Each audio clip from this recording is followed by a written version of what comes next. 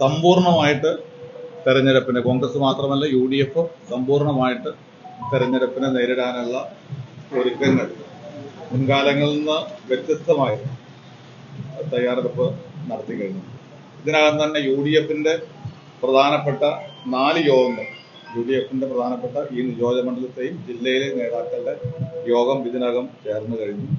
അതോടൊപ്പം തന്നെ UDFന്റെ അകത്തുള്ള കോൺഗ്രസിന്റെ പ്രധാനപ്പെട്ട നേതാക്കളുടെ യോഗം ഇന്ന് ചേർന്നു. മുസ്ലിം ലീഗ് ഇന്നലെ പ്രധാനപ്പെട്ട മുന്നൊരുക്കം എന്നുള്ള രീതിയിൽ ലീഗിന്റെ യോഗം ചേർന്ന് കഴിഞ്ഞു. അതോടൊപ്പം തന്നെ UDFനകത്തുള്ള ഘടകകക്ഷികളൊക്കെ തന്നെ അവരുടെ ഓരോ സംഘടനാപരമായി തെരഞ്ഞെടുപ്പിനെ നേരിടാനുള്ള ഒരുക്കങ്ങൾ നടത്തി കഴിഞ്ഞിരിക്കുകയാണ്. ഇപ്പം നമുക്ക് എല്ലാവർക്കും അറിയാം, ഏത് സമയവും നമുക്ക് തെരഞ്ഞെടുപ്പ് പ്രഖ്യാപിക്കാവുന്ന സാഹചര്യമുണ്ട്. അതുകൊണ്ട് സംഘടനാപരമായി ഓരോ നിയോജകമണ്ഡലത്തിലും ഓരോ പഞ്ചായത്തിലെയും പ്രവർത്തനങ്ങൾ കൂടുതൽ ശക്തിപ്പെടുത്തി മുന്നോട്ട് പോകുന്നതിനെ കുറിച്ച്, അതോടൊപ്പം തന്നെ UDFന്റെ തീരുമാനപ്രകാരം ഞങ്ങൾ വോട്ടേഴ്സ് ലിസ്റ്റിൽ പേര് ചേർക്കുന്ന കാര്യങ്ങൾ ഉൾപ്പെടെയുള്ള കാര്യങ്ങൾ നേരത്തെ ആലോചിച്ചിരുന്നു. അത്തരം കാര്യങ്ങളൊക്കെ ഒരു വിലയിരുത്തലും പഞ്ചായത്ത് തലത്തിലുള്ള ഏതെങ്കിലും സംഘടനാപരമായ പ്രശ്നങ്ങളൊക്കെ എന്തെങ്കിലും ഉണ്ടെങ്കിൽ അതൊക്കെ ചർച്ച ചെയ്യുന്നതിന് വേണ്ടിയാണ് യോഗം വിളിച്ചത്. എല്ലാവരും ഒറ്റക്കെട്ടായി 2016 നഷ്ടപ്പെട്ട നിലമ്പൂർ നിയമസഭാ നിയോജക മണ്ഡലം ഒരു സാധാരണ വിജയമല്ല, ഒരു വലിയ ഭൂരിപക്ഷത്തോടു കൂടിയുള്ള ഒരു വിജയത്തിലേക്ക് നീങ്ങുക എന്നുള്ളതാണ് എല്ലാവരും ഇവിടെ മനസ്സുകൊണ്ടും പ്രവൃത്തി കൊണ്ടും ആഗ്രഹിക്കുന്നത്. ആ ഒരു തീരുമാനം തന്നെയാണ് ഇന്നത്തെ യോഗത്തിൽ ഉണ്ടായിട്ടുള്ളത്. എല്ലാവരും ആ രീതിയിൽ തന്നെ അഭിപ്രായങ്ങൾ പറഞ്ഞു.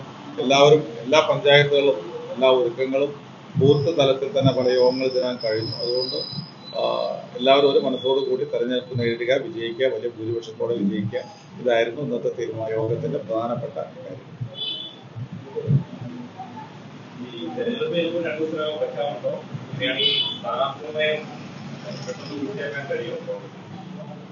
UDFനെ സംബന്ധിച്ചിടത്തോളം കോൺഗ്രസിനെ സംബന്ധിച്ചിടത്തോളം ഉപതെരഞ്ഞെടുപ്പുകൾ ഇതിനകം കഴിഞ്ഞതാണ്.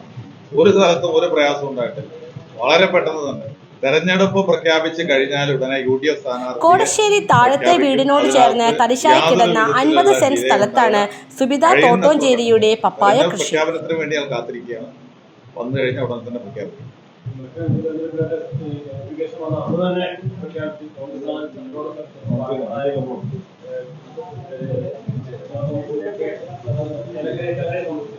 ഞാൻ പറഞ്ഞല്ലോ, അതിനകത്ത് എത്രയും പെട്ടെന്ന് എന്നുള്ള ഒരു ഉത്തരവ് പറയാം. അതിനകത്ത് യാതൊരു പ്രയാസവും ഉണ്ടാകും. ഒട്ടും ഡിലേ ഇല്ലാതെ സ്ഥാനാർത്ഥി പ്രഖ്യാപനം ഉണ്ടാവും. അതിനെ കുറിച്ച് ആർക്കും ആശങ്ക വേണ്ട. പക്ഷേ കോൺഗ്രസിനകത്ത് ചില നടപടിക്രമങ്ങളുണ്ട്. KPCC സ്ഥാനാർത്ഥികളുടെ ലിസ്റ്റ് ആരാണോ, ഒരാളാണോ, രണ്ടാളാണോ, രണ്ടിൽ കൂടുതൽ ആളുകളാണോ, ആ ലിസ്റ്റ് KPCC ഡൽഹിയിലേക്ക് കൊടുക്കണം, AICC കൊടുക്കണം. AICC അവിടെ തെരഞ്ഞെടുപ്പ് കമ്മിറ്റി കൂടിയിട്ട് പ്രഖ്യാപിക്കുന്ന സമയം. അപ്പൊ അതിന് ആവശ്യമായ ഒരു സമയം ഉണ്ടല്ലോ. ആ സമയത്തിനപ്പുറത്ത് മറ്റൊന്നും ഡിലേ ഉണ്ടാവില്ല. AICC ആണ്, ഹൈക്കമാൻഡാണ് സ്ഥാനാർത്ഥി പ്രഖ്യാപനം നടത്തുക. അതിൻ്റെതായ നടപടിക്രമങ്ങൾക്കുള്ള സമയം മാത്രമേ എടുക്കൂ.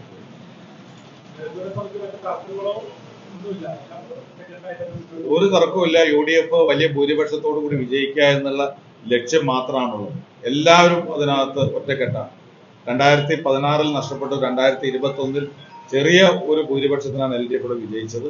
അപ്പോൾ 2026 നിയമസഭാ തെരഞ്ഞെടുപ്പിൽ കേരളം UDF തിരിച്ചു വരുന്നതിന് മുന്നോടിയായിരിക്കും നിലമ്പൂരിലെ ഉപതെരഞ്ഞെടുപ്പ്.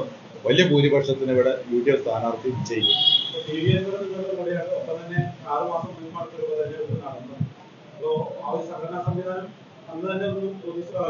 തീർച്ചയായിട്ടും ഒരു പാർലമെന്റ് തെരഞ്ഞെടുപ്പ് കഴിഞ്ഞു. ശ്രീ രാഹുൽ ഗാന്ധി മത്സരിച്ച തെരഞ്ഞെടുപ്പ് കഴിഞ്ഞു. അതിനുശേഷം അദ്ദേഹം രാജിവെച്ചതിന് ശേഷം ശ്രീമതി പ്രിയങ്ക ഗാന്ധി മത്സരിച്ച തെരഞ്ഞെടുപ്പ് നടന്നു. അവിടെ വളരെ UDFന്റെ പ്രവർത്തനങ്ങൾ ബൂത്ത് തലത്തിൽ വളരെ സജീവമാണ്. പക്ഷെ പുതിയ ബൂത്തുകളൊക്കെ വരുന്ന സാഹചര്യം വരുന്നുണ്ട്. അപ്പൊ അതിനും നേരിടുന്ന എല്ലാ തയ്യാറെടുപ്പും നടത്തിയിട്ടുണ്ട്. അതുമായി ബന്ധപ്പെട്ട ഇലക്ഷൻ കമ്മീഷൻ അതിന്റെ വിവരങ്ങൾ പ്രഖ്യാപിച്ചു കഴിഞ്ഞാൽ അതിനനുസരിച്ചുള്ള കാര്യങ്ങളൊക്കെ ക്രമീകരിച്ചുകൊണ്ട് മുന്നോട്ട് പോകും.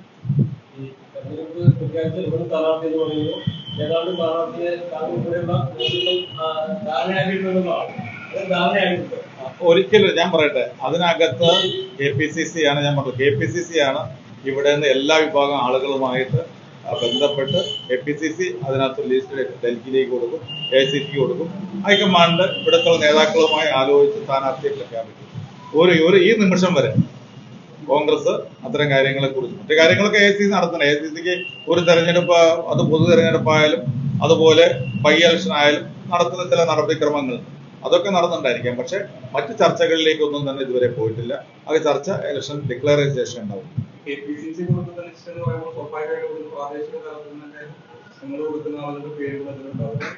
ഞാൻ പറഞ്ഞല്ലോ ഞാൻ പറഞ്ഞ അർത്ഥം ഉണ്ടല്ലോ. KPCC എല്ലാവരുമായി ബന്ധപ്പെട്ട് അവർക്ക് ഒരു ലിസ്റ്റ് പ്രിപ്പയർ ചെയ്തിട്ടാണ് കൊടുക്കുക. അത് അങ്ങനെയാണ്, എല്ലാ തെരഞ്ഞെടുപ്പിലും അങ്ങനെയാണ്.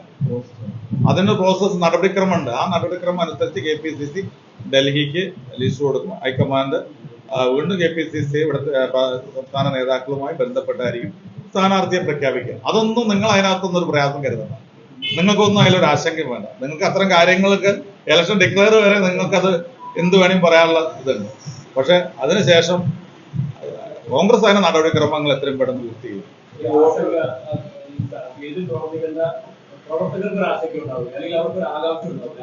അവർക്ക് ഒറ്റ ആകാംക്ഷയുള്ളൂ, ഈ തെരഞ്ഞെടുപ്പിൽ UDF സ്ഥാനാർത്ഥി എത്രയും പെട്ടെന്ന് വിജയിപ്പിക്കാനുള്ള ഒരു ആവേശമാണ് അവരുടെയൊക്കെ മനസ്സിലുള്ളത്. മറ്റു കാര്യങ്ങളൊന്നുമില്ല.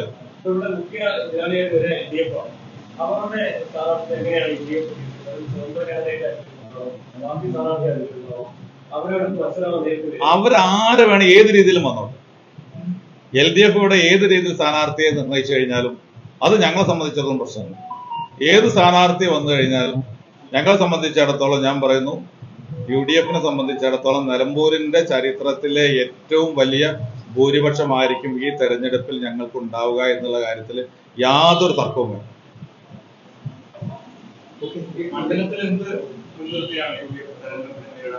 ഇത് നിയമസഭാ തെരഞ്ഞെടുപ്പ് എന്ന് പറയുമ്പോൾ മണ്ഡലത്തിലെ കാര്യങ്ങളുണ്ട്. അതോടൊപ്പം തന്നെ കേരളത്തിലെ പൊതുവായ ഒരു ഗവൺമെന്റിനെതിരായിട്ടുള്ള ഒരു വിധിയെഴുത്ത് കൂടിയാണ്. സംസ്ഥാന ഗവൺമെന്റിന്റെ രണ്ടാം ഘട്ട പിണറായി വിജയൻ ഗവൺമെന്റ് 9 വർഷം പിന്നിട്ടുണ്ട്. അപ്പൊ ജനങ്ങൾ ഇന്ന് അങ്ങേയറ്റ അസംതൃപ്തരാണ് ഈ ഗവൺമെന്റിന്റെ കാര്യങ്ങൾ. നമുക്കറിയാം, ആശാ സമരം ഉൾപ്പെടെ അംഗൻവാടി എല്ലാ മേഖലയിലെ ആളുകൾ അസംതൃപ്തരാണ്. അപ്പൊ കേരളത്തിലെ ഈ ഒരു ഇലക്ഷൻ എന്ന് പറയുന്നത് കേരള ഗവൺമെന്റിനെതിരെയുള്ള ഒരു ശക്തമായ വിധിയെഴുത്താവും. അതോടൊപ്പം തന്നെ 9 വർഷം ഇവിടെ LDF ആണ് ഉണ്ടായിരുന്നത്. ആ 9 വർഷക്കാലം കൊണ്ട് 9 വർഷം മുമ്പ് അവിടെ ജയിക്കുന്നതിന് മുമ്പ് പറഞ്ഞ ഒരുപാട് കാര്യങ്ങളുണ്ട്. പക്ഷെ അതൊന്നും ഇവിടെ വേണ്ട രീതിയിൽ നടപ്പാക്കാൻ കഴിഞ്ഞിട്ടില്ല. അപ്പൊ LDF ഇവിടെ ഉണ്ടാക്കിയ വീഴ്ചയും നിലമ്പൂർ മണ്ഡലത്തിൽ ഉണ്ടാക്കിയ പ്രാദേശികമായ അവരുടെ വീഴ്ച, വികസന പ്രവർത്തനങ്ങളിലെ മുരടിപ്പ് അതൊക്കെ ചർച്ച ചെയ്യും. അതോടൊപ്പം തന്നെ സംസ്ഥാന തലത്തിലും അതുണ്ടാകും.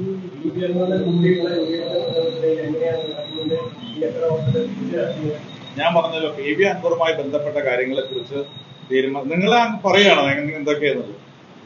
ഞങ്ങളെ കാര്യം തീരുമാനിക്കാനുള്ള അവസരം ഞങ്ങൾക്ക് തരണ്ടേ? നിങ്ങൾ തീരുമാനിച്ചു കഴിഞ്ഞാൽ ഞങ്ങൾ അംഗീകരിക്കാൻ പറ്റും. അപ്പോൾ PV അൻവറുമായി ബന്ധപ്പെട്ട കാര്യങ്ങൾ UDFന്റെ നേതൃത്വം തീരുമാനിക്കും. ആ തീരുമാനിച്ചു കഴിഞ്ഞതിന് ശേഷം വരുന്ന അത്തരം കാര്യങ്ങൾക്ക് മറുപടി പറയാം. UDF സംസ്ഥാന നേതൃത്വം അത്തരം കാര്യങ്ങൾ ഇതുവരെ പരിശോധിച്ചിട്ടില്ല, പരിഗണിച്ചിട്ടില്ല. അത് പരിഗണിച്ചതിന് ശേഷം നമുക്ക് ആലോചിക്കാം. ഈ വോട്ടർ പട്ടികയില് അത് ചേർത്തുകൊണ്ടിരിക്കുകയാണ് നല്ല രീതിയിലുള്ള.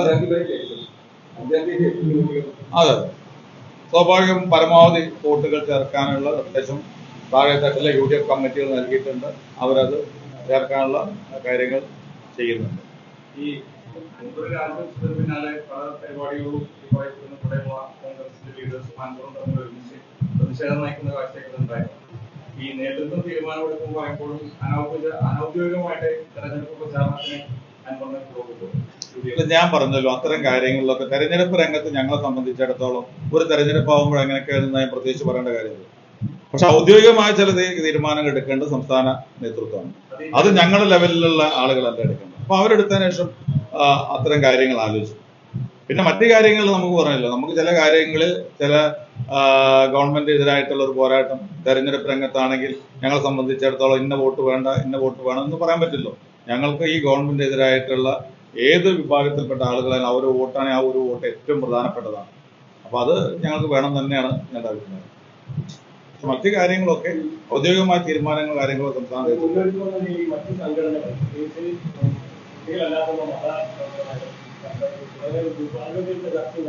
അല്ല, ഒരു തെരഞ്ഞെടുപ്പിനെ പോകുമ്പോഴുണ്ടാവുന്ന കാര്യങ്ങളുണ്ട്. അതിന്റെ ഒരു സോഷ്യൽ എഞ്ചിനീയറിങ് അതൊക്കെ എല്ലാ ഓക്കെ. സോണി സെബാസ്റ്റ്യൻ ഇവിടെ ചുമതലയുള്ള സെക്രട്ടറി കാണാം.